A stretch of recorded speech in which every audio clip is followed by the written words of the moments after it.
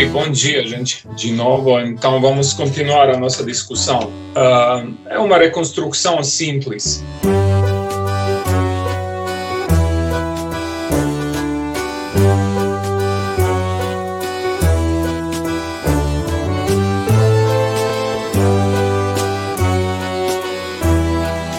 A gente só quer mostrar a ligação que os gregos entendem que existe entre os pressupostos metafísicos do mundo e as questões práticas. E eu, como falei para vocês, escolhi duas perguntas para ilustrar isso. Uma é a questão da justiça e outra é Aristóteles e a questão da política. Então, vamos discutir só isso.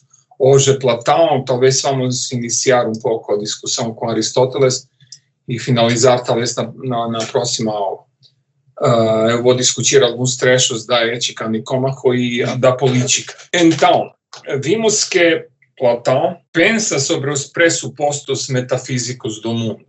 Ele está olhando o mundo, tantas coisas no mundo, e se pergunta, talvez, o que está unindo tudo isso que a gente vê? Existe algo nessa contingência do mundo? E ele chega pensando assim, ele acha até os conceitos mais universais do mundo. Ele acha que tudo que existe tem que refletir, tem que expressar, tem que representar algo do bem, do belo e do verdadeiro. É o que ele pensa, claro, não é o que a gente pensa hoje, mas pelo menos a gente tem essa sugestão da leitura. Na metafísica, eu depois vou tirar uma foto, porque eu não sei se dá para ver.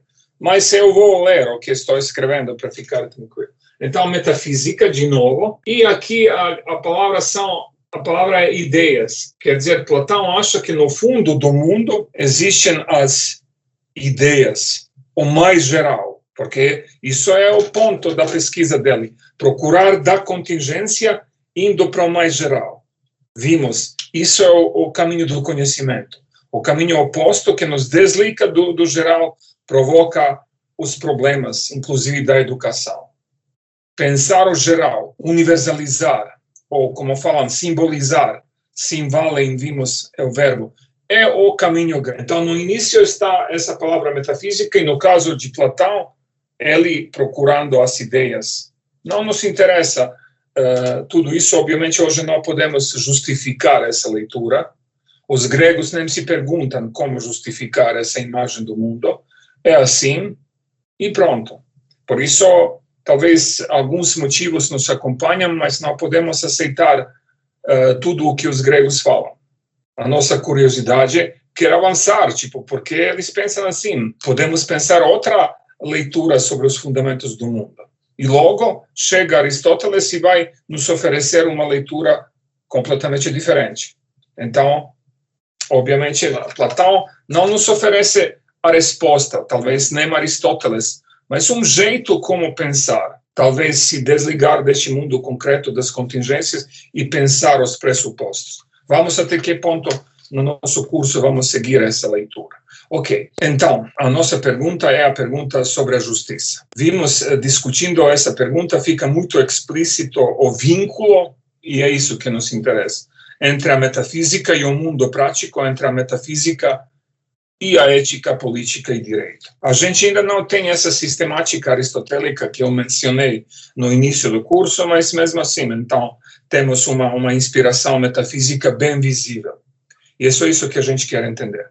E, de novo, falando, então, sobre a justiça, neste trecho 433a, Platão dirá que cada um de nós deve ocupar-se de uma função na cidade. Mas como saber isso?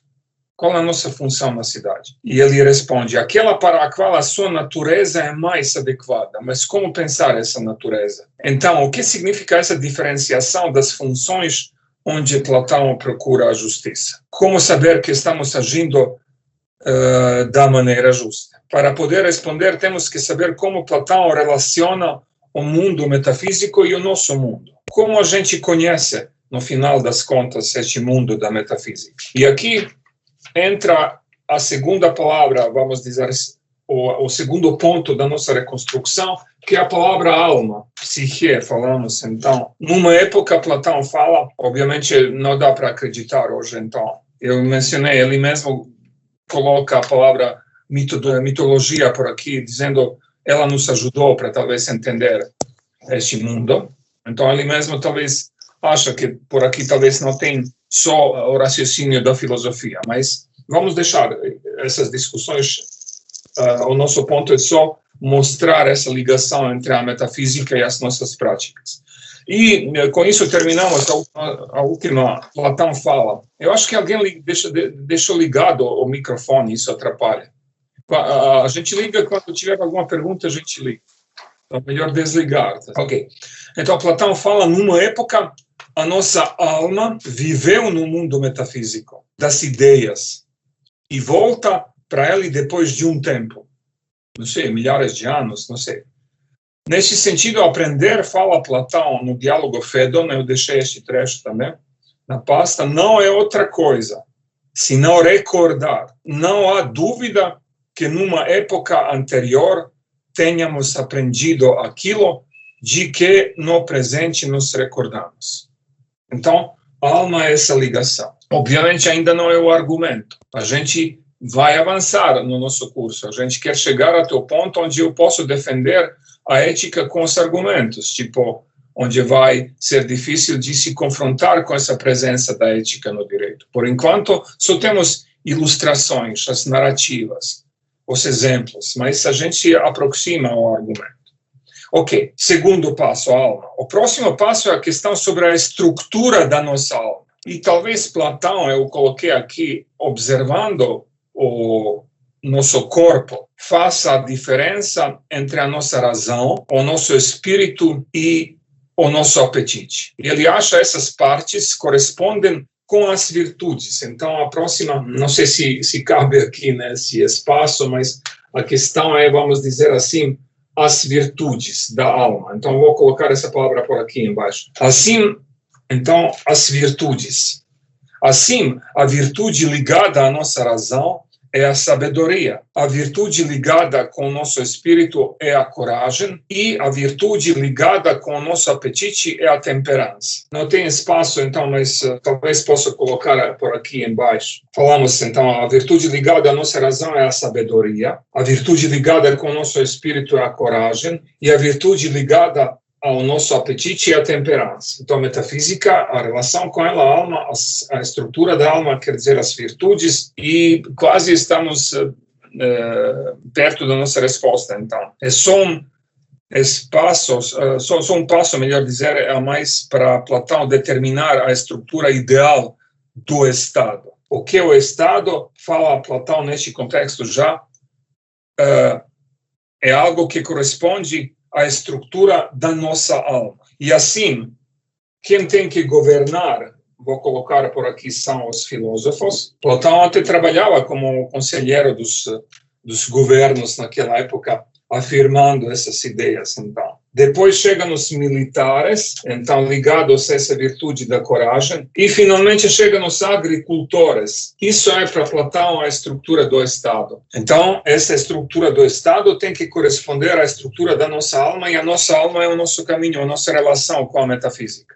Então, da metafísica a gente chega até as consequências práticas. Então, filósofos, militares e agora agricultores. Com essa estrutura se realiza, Platão acha a proporcionalidade que Platão vê na ideia da justiça. Então, vou colocar aqui essa palavra, justiça. A justiça é uma realização da nossa alma. O Estado é essa realização. O Estado justo se está seguindo a nossa natureza. E a nossa natureza tem a origem na própria natureza do mundo.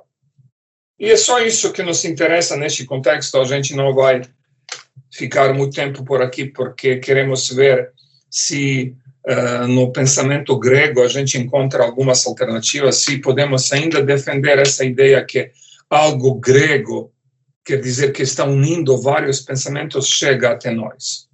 Então, de novo, o Estado é justo se está seguindo a nossa natureza, e a nossa natureza tem a origem na própria natureza do mundo. E Platão na República, vai dizer no parágrafo 504a, ele fala sobre 3 partes da alma e fala que as virtudes principais do mundo grego estão por aqui. Então, temperança, coragem e a sabedoria e a justiça. Eu vou só mencionar então, a pergunta ou a dúvida aparece já por aqui. Vimos que a inspiração sim é metafísica, mas vimos que as consequências estão por aqui, uma forte hierarquia do social. Vamos ver como nos relacionar com essa hierarquia e como questionar ela. Sempre fica essa dúvida sobre os gregos, até onde chega a inspiração, até onde podemos seguir eles e onde a gente precisa se confrontar com as leituras deles. Ok, e só um detalhe, antes de continuar a discussão, eu gostaria de relembrar um ponto da discussão platônica, também é a República, é o livro 10 da República. Eu acho que deixei na pasta alguns trechos também. E a discussão lá é a discussão sobre arte. Mencionamos essa palavra e vimos como ela fica marginalizada, como depois Aristóteles vai sistematizar como algo que não tem a própria finalidade. O início, talvez, dessa leitura aristotélica está por aqui, no livro 10 da República. Platão está colocando essa palavra arte, então, nos ajuda a entender melhor o seu projeto. Platão fará a diferença entre a arte e a filosofia. E ele fala por vários motivos. Ele fala ligados ao conhecimento, a arte não nos ajuda a conhecer, pedagógicos é algo talvez mexendo com as contingências, isso é que eu temos que enfrentar. Motivos talvez ontológicos, talvez a arte não chega até essa perspectiva geral do mundo. Então, vários motivos para Platão para se confrontar com a produção artística. Ele fala, a arte só imita o mundo. É a palavra mimesis, talvez, que vocês ouviram já. E eu até mencionei, Deus, eu não coloquei a palavra por aqui porque não cria uma referência para nós, mas eu falei, o Deus também está por aqui como alguém que está seguindo essa estrutura metafísica do mundo. Ele é o artista, ele está imitando o mundo seguindo, talvez, essas estruturas. Vamos ver que, primeiro, quem vai mexer com essa estrutura é Aristóteles. Ele vai colocar aqui, no lugar da metafísica, das ideias, no fundo do mundo, Aristóteles vai colocar a ideia de Deus. Quase aparece o monoteísmo na cultura grega. Mas, como a gente vai ver, Aristóteles ficou muito complicado para os cristãos, cujo interesse não é mais, talvez, de conhecer, mas de salvar a alma. Salvação é o projeto cristão, e não o conhecimento. Quando a gente terminar a leitura sobre Aristóteles, claro, para nos aproximar aos cristãos, vamos talvez mencionar algumas coisas por aí, e eu acho que vou apresentar para vocês o primeiro autor importante para, inclusive, nossas leituras sobre o direito é o Paulo, e depois vamos talvez avançar um pouco mais falando sobre Santo Agostinho. É uma escolha só para visualizar este mundo cristão e para se perguntar se com os cristãos o mundo mudou, e se mudou do jeito que exige uma reinterpretação aí das nossas práticas e da teoria e por aí. Ok. Então, Deus como arte em Platão imita o mundo.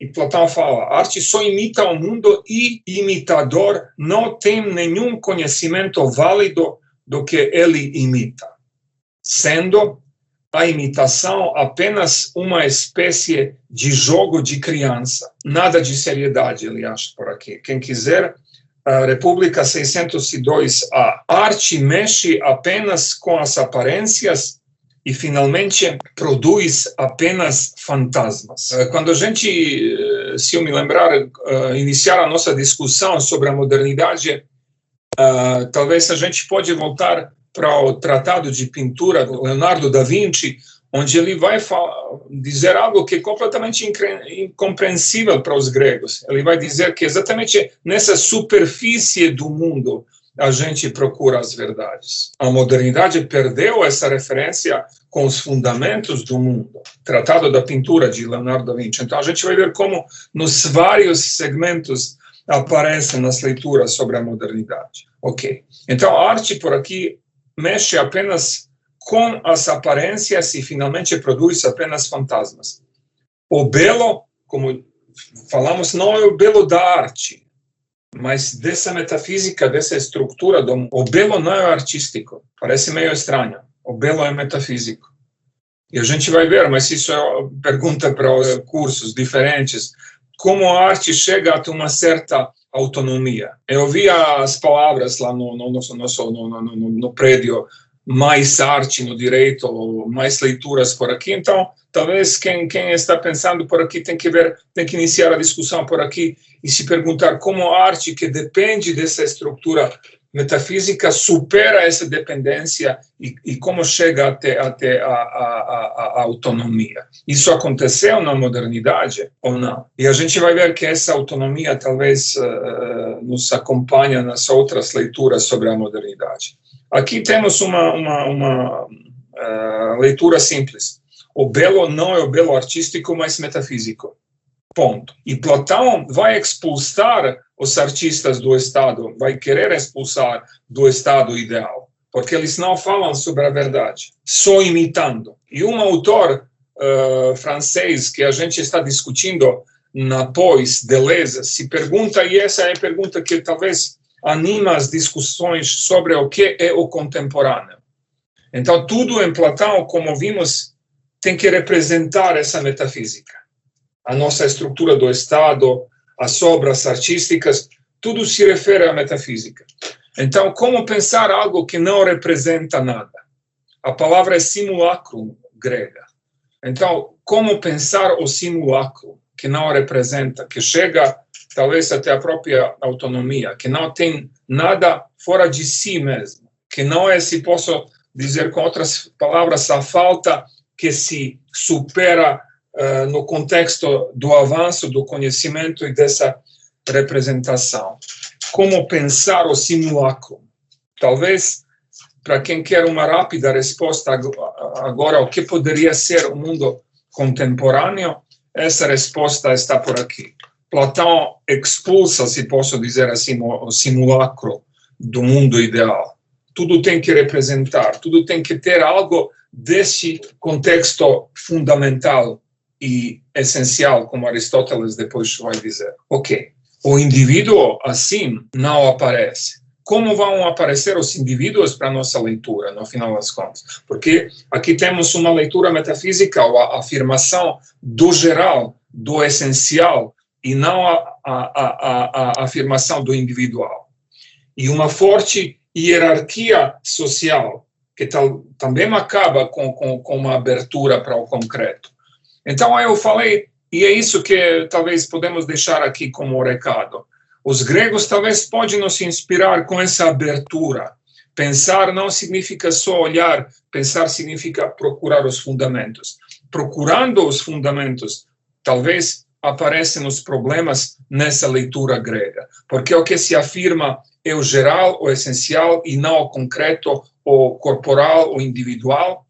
Então, é o início de uma cultura que se confronta com o individual, com o simulacrum, como queria dizer com este exemplo. Então, como repensar tudo isso? Talvez são as perguntas que eu acho entram no direito também, e a gente vai seguir essas dúvidas com os autores que colocamos na nossa pasta, na nossa emenda.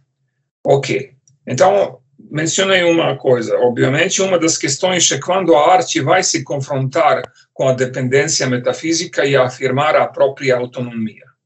Mas é uma pergunta para pós, por exemplo, não é para nossa discussão. Mas a gente pode ver as consequências dramáticas do pensamento platônico. Ou, como fala Deleuze de novo, é um exemplo ilustrativo, Platão só quer afirmar a primazia do universal. que a filosofia representa. O sentido do particular não reside na sua diferença. Essas leituras, como a gente também está querendo mostrar, chegam até nós. São as leituras, por exemplo, estruturais da psicanálise, por exemplo. A questão do feminino, por aí avança nas coisas. Então, Platão não só quer afirmar a primacia do universal, mas quer expulsar do estado ideal tudo o que não o representa. O sentido do particular não reside na sua diferença, mas na representação do universal. O pensamento também representa, vimos, e a filosofia é o melhor jeito de representar. Mas pode ser que a filosofia não é isso. Hannah Arendt procura, neste contexto, o início do mal, ou da banalidade do mal que determina a Europa moderna. Estamos pensando, mas só representando as coisas. O pensamento parou, talvez, porque estamos só imitando as coisas. Isso é, Hannah Arendt fala, o que o Eichmann está fazendo na época da Segunda Guerra. Ele está imitando as normas estabelecidas por o sistema. Então, uma sugestão para vocês é este livro da Hannah Arendt, Jerusalém. Ela está acompanhando o processo e chega até essa conclusão. Imitando o mundo, chegamos à banalidade do mal. Tantos crimes e ninguém é o culpado, porque estamos só representando o mundo. Não estamos fazendo nada. De uma outra maneira, paramos de pensar quase com os gregos. O pensamento talvez não é a imitação, mas talvez a criação. Vamos ver. Então, no final das contas, a nossa pergunta fica: o que significa pensar? Porque, obviamente, temos que enfrentar essa pergunta. O que significa pensar no direito? Como a gente pensa no direito, tentando evitar só uma estrutura onde estamos, como no caso do Eichmann, só imitando as normas para realizar elas numa situação concreta. Ok, então o recado é simples. O nosso ponto não é a história da filosofia, mas como nos entender. E o início dessa nossa compreensão está por aqui. É o início da cultura que chega até nós. E a gente já entende um pouco como ela chega até nós. Não são as leituras concretas como Platão pensa as ideias, as virtudes, mas essa primacia do universal, do essencial, essa marginalização do individual, do particular, essa marginalização, de uma certa maneira, do próprio pensamento. Pensar é imitar, representar. E temos que esperar muito tempo para chegar até Kant, até a segunda crítica dele, que vai nos interessar, a crítica da razão pura, onde Kant vai dizer uma coisa: pensar significa pensar a liberdade, pensar a nossa autonomia. Então, uma sugestão para vocês: a gente tem que seguir essa leitura porque é o início dessa nossa compreensão da nossa cultura, mas a gente cria um jeito crítico como ler tudo isso, porque não vem dos gregos a resposta como pensar e ainda pensar no direito. A gente tem que ver, tem que encontrar essa resposta, comparando, criticando por aqui. Então, isso é o recado dessa leitura. No próximo passo, para sintetizar um pouco as nossas leituras, a gente vai reconstruir o argumento de Aristóteles. A pergunta é simples: quem são os gregos? Qual é o jeito do pensamento grego que chega até nós? Platão, tudo bem, vimos a inspiração, os problemas, mas pode ser que uma escolha meio equivocada nossa, porque tem outros gregos. Por exemplo, Aristóteles. Ele é o aluno de Platão, mas pega o caminho diferente. O caminho da experiência, o caminho empírico. Então, vamos ver se com ele muda algo. E exatamente por isso peguei Aristóteles, para ver se o pensamento grego que chega até nós cria uma diversidade onde a gente, no final das contas, não encontra a orientação. Tantas coisas, como pegar algo por aí, qual é o caminho que a gente tem que seguir. Mas o ponto é simples: a gente discutindo Aristóteles, entendendo que ele é diferente de uma certa maneira, também entende que ele pensa, eu diria, do mesmo jeito como Platão. Isso é que eu queria mostrar. E a pergunta vai ser essa pergunta sobre a política, Aristóteles e a questão da política. Na próxima aula, eu acho que vou pegar o próprio livro e analisar alguns pontos. Esse é o livro que a própria UNB publicou. Mas agora só vou mencionar alguns pressupostos dessa discussão, então. Como entender Aristóteles? Ok. Aristóteles, como vimos, é dedicado, como anunciamos, é dedicado às pesquisas empíricas. Existe um livro de Aristóteles que se chama Física, e Platão marginaliza isso. Metafísica é a palavra. Então, Aristóteles está se desviando dessa inspiração metafísica. A gente vai ver, de uma certa maneira, sim, mas, no fundo, não. Vamos ver como ele vai, de uma outra maneira, repetir o recado platônico. Por isso eu pensei, mesmo encontrando as diferenças entre Aristóteles e Platão, a gente vai ver a mesma inspiração no pensamento grego que chega até nós. E isso é o nosso recado por aqui. Ok. Aristóteles se dedica, então, às pesquisas empíricas, física, vimos. Se dedica mais às questões lógicas do que... Vou só mencionar essa palavra aqui, porque ela talvez num momento vai aparecer e talvez vocês conhecem ela.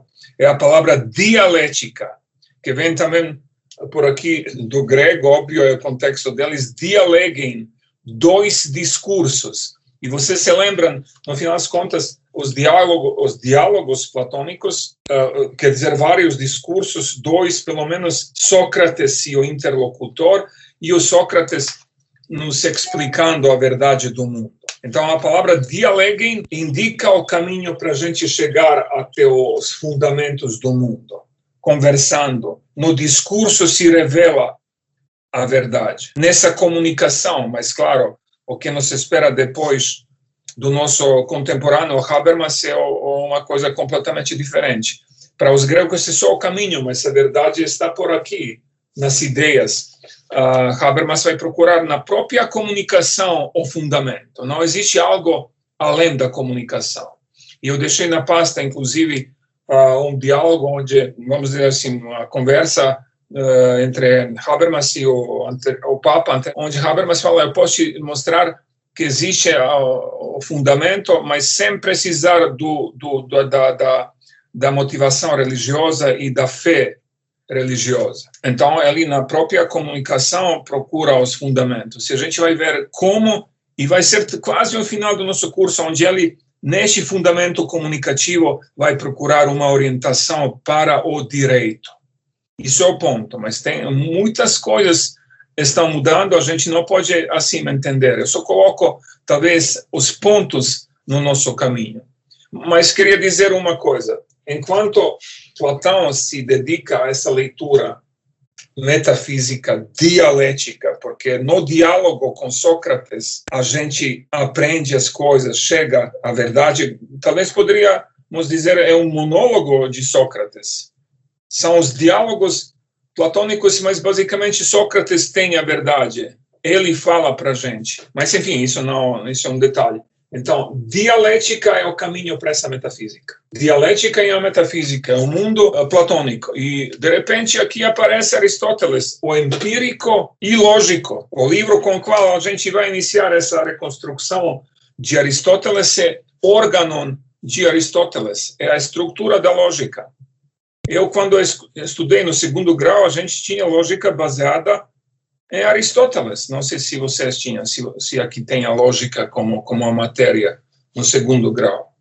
Mas é o livro ligado às leituras de Aristóteles, ao livro dele que se chama Organon, Como Pensar do Jeito Coerente e Lógico. E vai se iniciar também uma pergunta que talvez vocês acompanham no direito. Eu ouvi várias pessoas dizendo que precisamos a lógica no direito, talvez a ética, talvez, ainda não se sabe, não chegamos até este ponto, e a lógica. E este autor que eu mencionei, e que é muito importante no nosso caminho, Kant, que vai afirmar a ética, de repente, mesmo sendo, você se imagina um professor alemão, tudo organizado, sistemático, criando uma como ele fala, arquitetônica para o sistema, então, um esboço seguro, coerente, detalhado, ele vai dizer, não, com a lógica a gente não vai fazer nenhum progresso. Lógica é algo inferior. Lógica não se pergunta sobre o mundo que nos interessa, ela só se pergunta sobre uma estrutura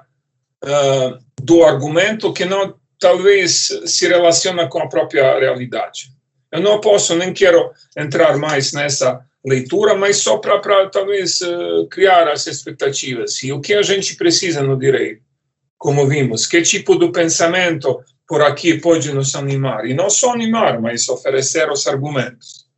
Ok. Mas só uma sugestão, porque temos Platão, dialética e metafísica, Aristóteles parece física e lógica, quer dizer, é um autor completamente diferente. E é o desafio para nós, se existe uma diferença entre os gregos, porque criar para nossa leitura a expectativa que algo por aí, algo dessa herança grega chega até nós, vamos ver. O que nos interessa, então, é a pergunta se essas diferenças questionam a intuição fundamental dos gregos sobre a estrutura metafísica do mundo. E a gente vai ver também do jeito simples, ilustrativo. Eu estou aqui, só mencionei, coloquei na ordem certa as próprias leituras platônicas e as palavras dele. Pronto. A mesma coisa vai nos esperar com Aristóteles. Aristóteles, mesmo sendo diferente, vai repetir as leituras de Platão. Eu só rápido vou falar para vocês uma coisa. No início do 7º livro agora da Política, Aristóteles vai dizer a justiça é o bem comum, geral, universal. Quer dizer, só para criar essa expectativa, Aristóteles também, como Platão, vai chegar até este ponto da afirmação do universal no nosso pensamento. O universal tem a primacia, temos que seguir o universal, isso é que ele vai dizer de uma maneira diferente. E então isso é que a gente quer ver. Mesmo tendo as diferenças entre Platão e Aristóteles, o recado é o mesmo.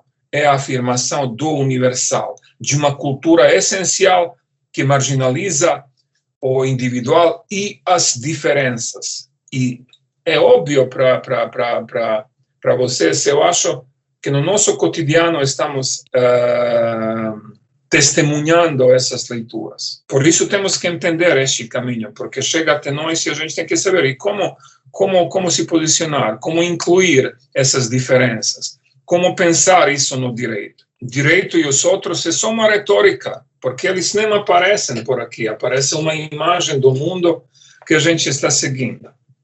E como eu falei para vocês, Aristóteles, mesmo viajando, do mesmo jeito como Platão, eles viajam, Platão para aconselhar os governos, Aristóteles acompanhando as guerras do Alexandre o Grande, por aí, então eles têm muita experiência, mas isso não influencia, talvez, o pensamento deles. É uma rigidez que talvez que chega até nós, para a nossa cultura. E é sério, com Hannah Arendt falando, a metafísica determina a nossa cultura, essa ideia do fundamento. Por isso temos que repensar ela e ver como criar talvez um outro ambiente no direito com as janelas abertas, respirando, se sentindo bem, isso é o ponto. Parece meio fora das nossas leituras, mas como se sentir bem exatamente no direito, talvez é a sugestão deste curso. Ok, então, vamos ver se mesmo essas diferenças entre Platão e Aristóteles questionam a intuição fundamental dos gregos sobre a estrutura metafísica do mundo. E vamos nos dedicar um pouco mais a Aristóteles, porque a sistemática do pensamento dele, vimos que a gente colocou no início do curso teórico, prático, poético, isso é dele. E isso determina as leituras, como falamos nas universidades. Isso é o conhecimento para o mundo.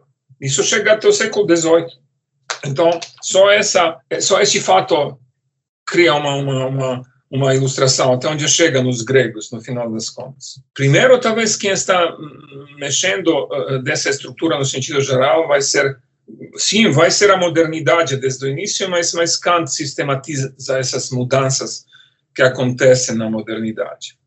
Mas isso não se espera ainda. Então, vamos nos dedicar um pouco mais a Aristóteles. Temos tempo porque a sistemática do pensamento dele chega até a modernidade tardia, até o próprio pensamento kantiano. Temos que entender a sistemática dele, porque entender a tradição, o mundo grego e talvez o cristão, por um lado, e a modernidade, por outro, significa entender as diferenças que aparecem dentro dessa sistemática. Como falamos, estamos seguindo essa leitura. Ainda estamos nessa tradição grega. Tradição, qual é essa tradição? É o contexto que estamos elaborando. O que é a teoria dessa tradição? Como eles pensam e como eles estão agindo. Isso é a nossa tradição. O que a gente aprendeu deles. E a gente tem que ver como isso mudou. E o que é o nosso mundo, no final das contas, onde a gente está estudando o direito. Ok. Mencionei já, e depois a gente volta para este ponto da política. No início do capítulo 7 da política, Aristóteles, 1283, deixei isso na pasta, Aristóteles fala, talvez é só isso que nos interessa no final das contas. Ele diz que o bem em política é a justiça, ou seja, o interesse comum. A pergunta é como ele chega até o conceito do que seja o bem comum.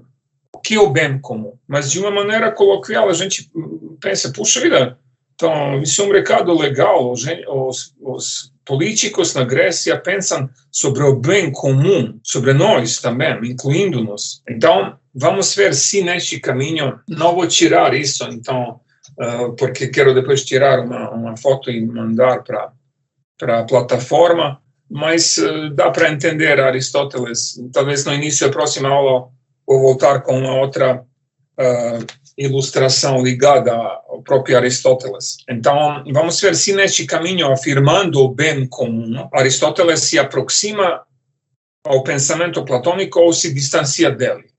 Ele é diferente, existe assim uma diferença óbvia, e a dúvida do curso, o meu problema no curso está por aí.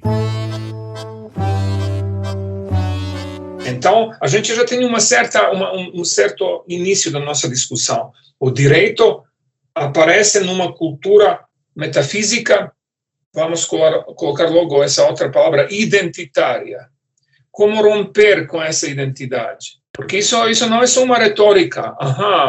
Como eles pensam. Essa identidade voltou para nós. Hoje ela talvez se chama o capitalismo. Parece a última palavra do mundo, como os próprios filósofos falam. A nossa cultura é identitária. Isso é o ponto. Porque isso aconteceu. Poderia ser outra, animada com os sofistas pré-socráticos e por aí vai. Eu entendo quando as pessoas que estão ouvindo isso dizem, sim, mas isso não é o mundo grego. Não é, mas infelizmente este mundo chega até nós. Isso que a gente está reconstruindo. A nossa cultura é identitária. E ela se chama capitalismo. A gente tem que ver como entender essa palavra. Ela parece tão presente, tão conhecida, mas a gente entendeu ela. E vamos ver como mexer com isso para poder situar o direito. O direito tem que saber onde está, onde aparece, onde procura talvez uma leitura crítica para talvez se confrontar com essa identidade. Isso é o ponto. Como pensar uma possível confrontação do direito com a própria herança metafísica identitária. Isso é o que a gente quer aprender. Não só simplesmente ouvir o que as pessoas falaram e pronto. E a gente, e onde a gente aparece nessa discussão? Quem somos nós, no final das contas? Onde a gente entra no diálogo? Como a gente aparece nessa história? E essas respostas, sim, nossas, são articuladas com o caminho que estamos por aqui discutindo. Ok, só um pouco mais, então. Vimos Aristóteles fala o bem em política, a justiça, ou seja, o interesse comum. Aparece já uma palavra meio platônica, comum, universal, geral, já não se aproxima, já nos indica que talvez a diferença não é muito grande. Então, a pergunta é agora como ele chega até o conceito do que seja o bem comum. E, como falei, se ele se aproxima nesse sentido ao pensamento platônico ou se distancia dele. Como vimos, como mencionamos, ele é o autor da física, que Platão não tem. Vimos, Aristóteles se dedica mais às leituras precisas, lógicas, do que essas questões mais abertas, dialógicas, dialéticas. Parece que assim o pensamento dele é mais sobre o mundo e se abre mais para a ciência. Então, se é assim, fica complicado falar sobre o pensamento grego e a relação entre a metafísica e a política e a relação entre os gregos e nós. Talvez a gente possa falar só sobre os autores particulares, mas não sobre uma cultura que chega até nós. Mas exatamente pensar assim, eu acho, cria um certo equívoco. A gente tem que entender por que a nossa cultura virou, de uma certa maneira, talvez metafísica de novo, mesmo não ouvindo essa palavra, mas com certeza é uma cultura identitária. No fundo do nosso mundo é uma identidade firme que a gente nem sabe como mudar.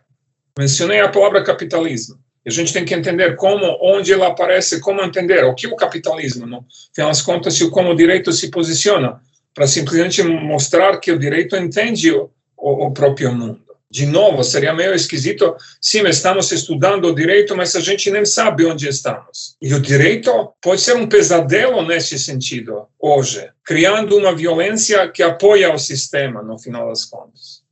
A gente, pouco a pouco, estamos identificando a estrutura da nossa cultura, vamos dizer assim.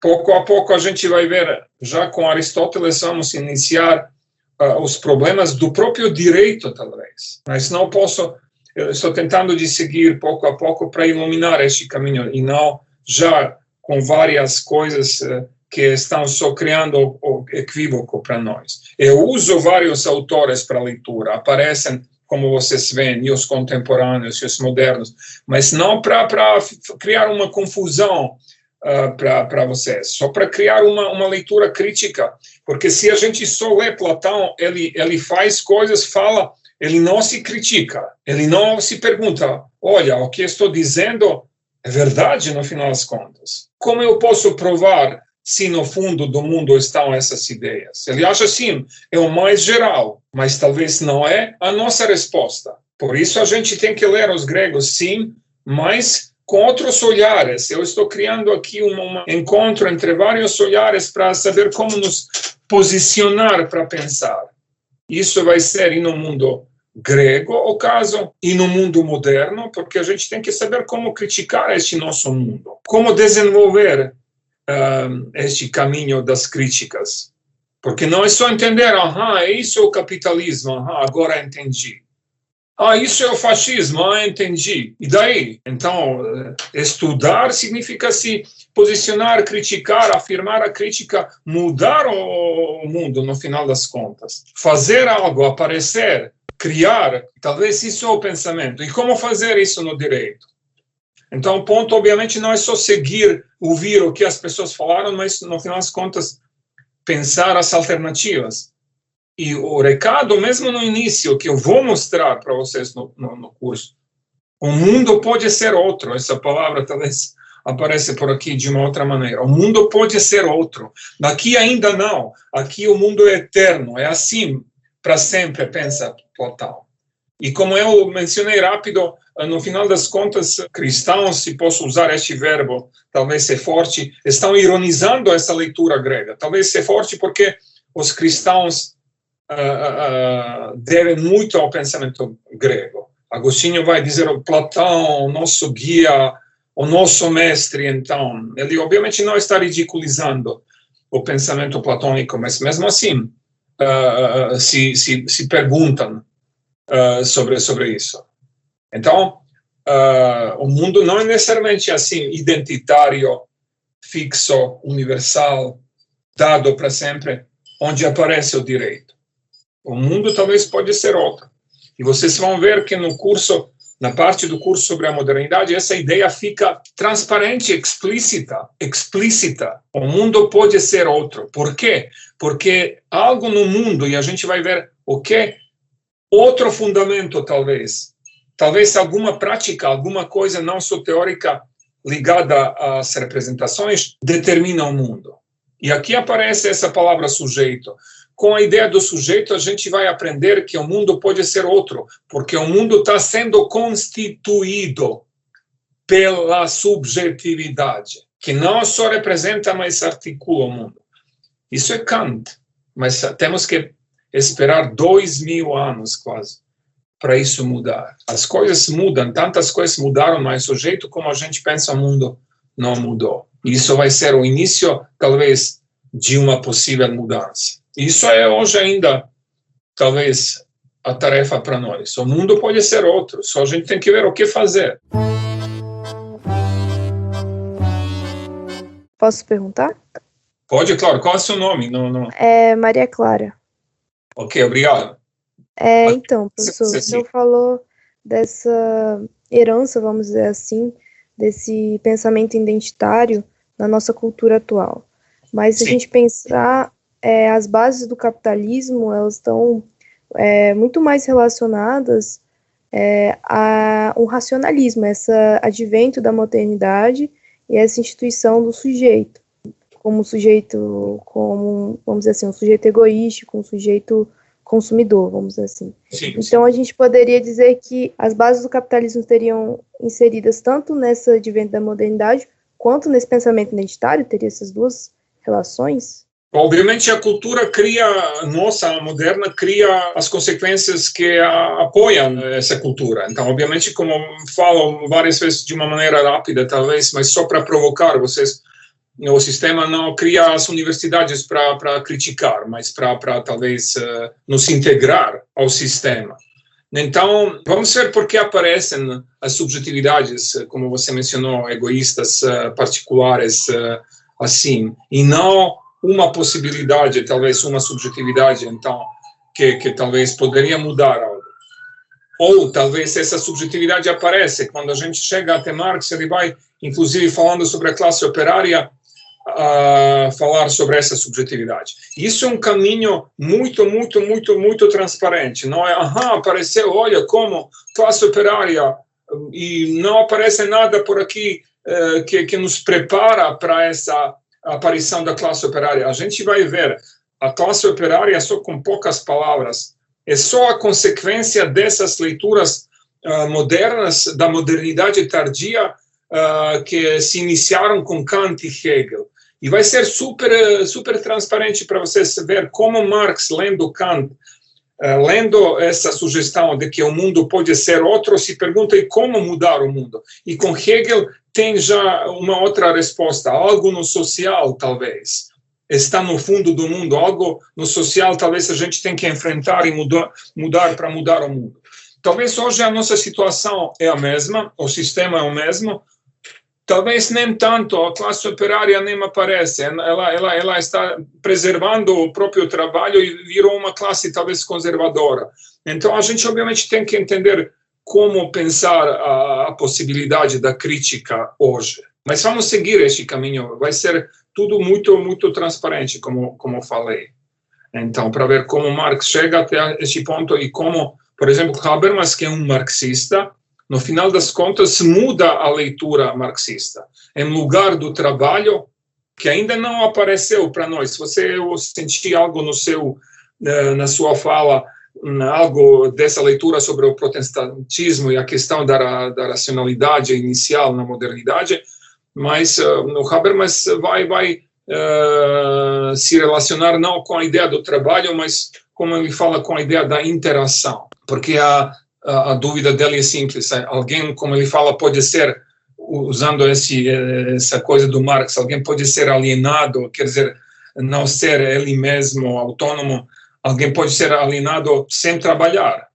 A psicanálise elaborou isso, as crianças alienadas que não estão no trabalho, quer dizer, a gente tem que entender a integração social não pelas vias do trabalho, mas talvez. Mas vamos esperar, para não acumular coisas e palavras que, por enquanto, não nos ajudam, ok? Isso vai chegar no momento. Obrigado, gente. Então, vamos descansar. Eu posso terminar por aqui.